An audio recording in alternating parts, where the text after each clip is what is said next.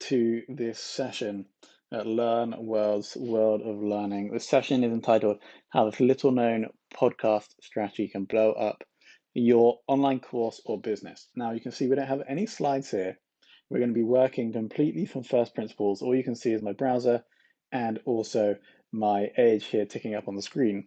We're going to start right from what I believe to be the first principles of marketing. And the first example we're going to run through is that you have a small online course that you've just launched.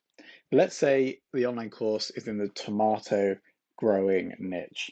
So you teach people how to grow the best, juiciest, ripe tomatoes in the world. You have spent 3 months painstakingly recording, creating amazing materials. You have finally launched a course and you've got a few customers. And now you're looking at how can we scale this? How can I change more people's lives? How can I enable more amazing tomatoes to be grown? So let's say we're in that position. Now, my understanding of online marketing, I've been in this game for 7 years, is that there's two variations, or there's two variables, sorry. You have an offer and you will have the attention of the audience, right?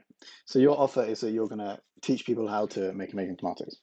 Now, you then have to take the offer and put it in front of the right audience in order to get a conversion, in order to get a sale.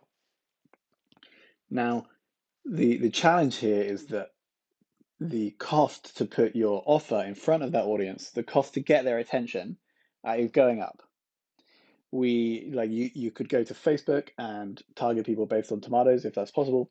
You could search for inbound search traffic on Google Ads if that's possible. Let's have a look. Tomato growing course. Let's see if anyone's advertising on Google. Okay, so people are. So this is probably viable. Now, this is great, and I would recommend you test these existing channels. But these are potentially getting more and more expensive. They're also being dominated by people that are really, really good at using their ad platforms. And so what we're going to talk about today is a slightly different variation of this. And to introduce this strategy, I need to tell you a story. And the story starts about 2 years ago, where I'm head of marketing at a B2B SaaS company called Epster. So let's see if we can find this video, Epster Sales Ops. So we have this sales software where we're selling this sales software into large corporations. And we decide that there's this one persona that we're selling to, sales operations. Here's actually an early episode of this podcast. 995 views, not too bad on YouTube. So let me just show you. Pretty amateur, actually, the filming. But we decide that there's this new sales persona, the sales ops persona, that we think is going to be great for buying our software. And so what we do is we just start interviewing these people. Now, previously as head of marketing, I would message people to try and get them to speak to me because I wanted them to learn about them so I could learn how to sell them essentially. But then obviously no one replied to that LinkedIn message. And so what we then did is we started what we called Sales Ops Demystified, and we started inviting these people on. And we suddenly got our ideal customer personas coming to our office in London to talk to us about sales ops for free, where previously they would just obviously ignore our messages. And so this was great. We started learning a lot about sales ops. We started recording and releasing some episodes. We would get some nice social engagement as people were sharing on LinkedIn. Obviously, the guests would share. And ultimately, today we're on something like 150 episodes. Now, that was great. Every episode, of course, is a blog post that could potentially have a keyword, and we're getting some organic love here. The guests are sharing, so our LinkedIn engagement is growing. That's all great. But then something magical happened when the VP of a SaaS company that you would know, I probably shouldn't say the name, came onto the show, guest number 17, then went through the sales process and then somehow got chatting to our CEO after the interview, and then ultimately ended up buying our software for the whole of their sales team. It's about 300 people. And so that deal got us a 9 to 10x return on all the time and money we spent on the podcast, right? So let's just zoom out. Remember what I said at the start. We have an offer and we have the attention of the audience that you're trying to get. These are the two variables.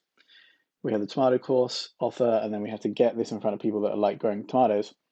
what we did here is we had our offer, obviously the software, but then we engaged with our ideal persona, and then kind of naturally, not sleazily, we somehow engaged them with the offer for free, obviously, because we engaged them. Well, it wasn't for free. I guess we spent a few $100 reaching out to them, recording, really editing, producing, and then releasing. But then that got us the opportunity to get the attention of that person and ultimately present the offer, and it worked. So this, for us, became quite a cheap way or cost-effective way of getting the attention of these people. And so this is the start of the strategy. But let's go back to this story here. So we, as I said, we got a 9 to 10x return on all the time and money we spent on the podcast just from that one single deal. So obviously, that was guest number 17. We've continued, and we now are 151 guests. We have the most downloaded podcast in sales ops, and we've built relationships with 151 of our perfect customer personas. We get thousands of downloads a month, and we're aiming to get every sales ops person ever to listen or just be aware of the show, which I think is going to happen because it isn't a massive field. And so this is what I am going to be talking about today. Now, your tomato course is a slightly different challenge here, because obviously if you sell a $200 course membership, that probably isn't going to liquidate or cover all of the costs of 6 months of podcasting, right? And so here we're going to take a slightly different approach. And this approach, maybe I should give some background to me. My name is Tom Hunt. I run these two businesses. After leaving the company that we did the sales ops podcast for, we basically started a company, and now all we do is these podcasts. We do B2B marketing, B2B podcasts for B2B brands. We also have our own podcast host, is bCast. So that's basically my background. But with the podcast agency, the route to B2C, which is our tomato business, is a B2C business, is actually slightly different. And we do have a case study here. This company, they sell membership boxes for couples, so B2C. And so what is the plan here? Like, yes, you could invite ideal customers on. They might be slightly harder to find, and if you do close a deal with them, then ultimately it's not going to be that meaningful. So the approach here with the tomato growing course is that actually we're going to go out and we are going to engage with people that have an audience of people that will buy the tomato growing course. And so what this does is, yes, you're creating amazing content for the audience because you're getting experts in the tomato growing space, but at the same time, you're building relationships with people that have an audience. And so that, let's say you interview 20 tomato growing experts, they each have an audience of 2,000. And with 2 of those experts, you secure an affiliate deal where they'll promote the course, you'll give them 30%. So that means that you have the 2 deals, they both have an audience of 2,000. That means that they'll send an email as part of the deal, as part of becoming an affiliate, they'll send an email to their whole list. So you get an email to 4,000 people. 4,000, let's do the maths, 4,000. Let's say they get a 5% click-through rate. Maybe that's a bit high. 0.05 is 200. Let's say you get a 10% conversion on the sales page. So then we do 10 times the 197 price point we discussed earlier. That's $2,000, right? And so that can help cut down the spend on the podcast. And then what that means is you can invest some of that cash back into the podcast to make it better, to make the production better, to get more, to spend maybe on ads to get more listeners for the podcast, to do better design work, to spend more time getting better guests. And this virtuous cycle continues until ultimately you have had every single tomato growing expert on the podcast. You have the #1 leading podcast in tomato growing, and everyone knows you. That basically is the dream. And so with our example here, with these guys, we've been interviewing other people with audiences of people that potentially would buy the subscription box, and then ideally forming partnership deals, and then finding a way to market there. And the basic idea is that if we can create content but build in a monetization strategy into the content process, then you can create more and better content over time, which builds the audience, which then helps you monetize, and then we get this upwards cycle. And so that is how I propose we do this for the tomato course. So that's the overview of the strategy. I think we should probably get a little bit more specific so you have a better understanding of how this is going to work. So let's talk podcasts. There are 3 things you need to do in order to win in the podcasting game. Thing number 1, you have to choose a niche, which I like to call uncomfortably narrow. So actually, your tomato growing course is the course is already uncomfortably narrow. You can see there are gardening courses here, but here we go. Let's just check this out, just for the if it actually a how to grow tomatoes course, or is it a blog post?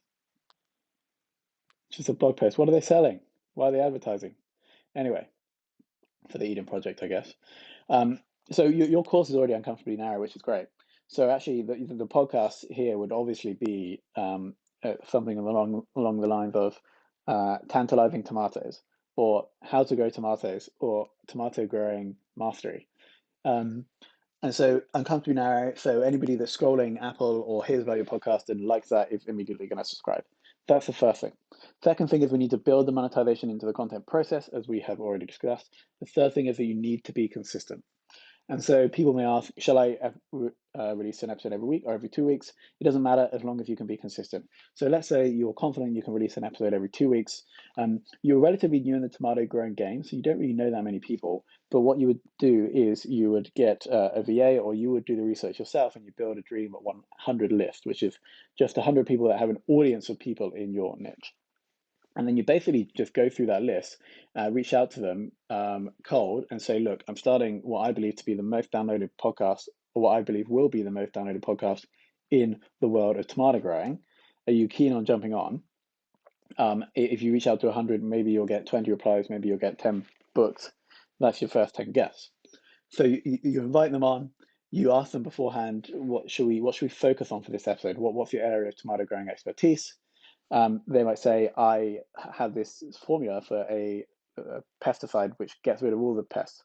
And so you're just going to be talking about tomato growing pesticides. And so that's the focus of the episode. The title of the episode would be how to remove all pesticides from your tomatoes with Cara Gillian Murphy of the Tomato Growing Master. And so the blog post that you would put on your site would be how to remove tomato pesticides. Along with the title, you would have the podcast here. We do video as well. You don't really have to do video. You would add some key takeaways, and you add the links to the podcast, obviously, here. So actually, I should probably show you the podcast. Here's the Sales Ops podcast. And so that way, over the long term, you're getting some SEO benefit. You have this, you'd have your domain, which is tomatogrowing.com/podcast, and you would have a page with all of the episodes here. Let's just give you another example so you can have a look for yourself. For Document 360, they make knowledge-based software. Let's have a look. Exactly the same playbook, knowledge-based ninjas. And so you would have this page here. You would link to Apple and Spotify, and then you would link to each individual blog post that is optimized for a relevant keyword. So this might be technical writing skills. And so you would do that. You'd have these 10 guests. And then after you've done 10 guests, you go back to all of those guests and you say, hey, do you know anybody else that you think would be good to come on this podcast? And then maybe you'll get another 5 guests. And by that time, you release 15 episodes, and people in the tomato space are going to start to realize that you have a podcast here. And then it's going to be so much easier reaching out. You can then go back to your other 90 people on the Dream 100 list, and they're much more likely to book now because you have episodes to show them. And also they've heard of your podcast and everyone's talking about your podcast. And so then you have these guests coming on.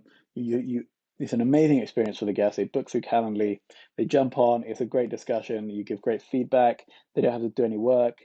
The episodes launch like 2 weeks later. It looks beautiful. You make some lovely little videos to share on LinkedIn, and then ultimately the guests are really happy. They're really impressed with your operation. And then about 3 weeks after the recording, or a week after the episode, you may reach out and you say, look, I know you have a super engaged audience in this space. We are actually getting these insane reviews of our tomato growing course. Here's some testimonials. Do you think it's worth us like setting up an affiliate partnership and running an offer to your email list? Or maybe you could go a bit softer and you'd be like, look, why don't we promote each other's? Maybe they're a consultant. And so maybe you say, look, I'll send an email to my course people saying, do you want a strategy session with this tomato growing expert? If you send an email to your list saying, here's a 10% discount on the course and we'll give you 30% commission. And so let's say we do 20 guests in the first 6 months and we get two of these people to agree to those deals. The revenue generated from those deals, ideally, it's going to cover the cost of your podcast. That means you can then reinvest some of that cash back into making the podcast better. And ultimately, if you do this for a year or two, you'll have a independent media asset, e.g., the subscriber lists on your podcast, and that will be growing naturally because everyone that comes into the space will want to find the top 5 podcasts, and you'll be listed in blog posts there. And then you'd have this attention asset, which is attracting people in the podcast, in the tomato growing space to you, and will ultimately build an evergreen lead generation process for your tomato growing course. Now, I hope that made sense, and I hope that's clear. Sorry I didn't have any nice slides, but I like to kind of do this a bit more off the cuff and give you real life examples. But that's the process. Let me just recap the main points. When you start podcasting, we need to do 3 things. We need to have the niche, which is uncomfortably narrow, and that's for the podcast. We also need to be strategic about the guests we bring on, whether it's ideal customers or ideal partners, so that ideally we can commercialize, put that cash back into the podcast to make it better over time. And then finally, we need to be consistent. You have to be consistent in the podcasting game to build the trust of the subscriber base. If you're not consistent, you lose the trust and you lose the media asset. If you don't have the media asset, then ultimately there's no point in doing this. And so you do those 3 things, you are going to succeed, and ultimately you're going to build this big machine of lead generation for your online course. I hope that was valuable. Again, you can find me on a LinkedIn. Let me show you my profile. Of course, if you want someone to help you with growing your podcast, then you can come to Fame. And if you also want to have someone to host your podcast, you can come to bCast. With that, my name is Tom Hunt. Thank you so much for watching. I want to thank LearnWorlds for this amazing conference. It's been an absolute blast. Also, if you have any questions, you can email me, tom@tomhunt.io. Thank you so much for watching and have a wonderful day.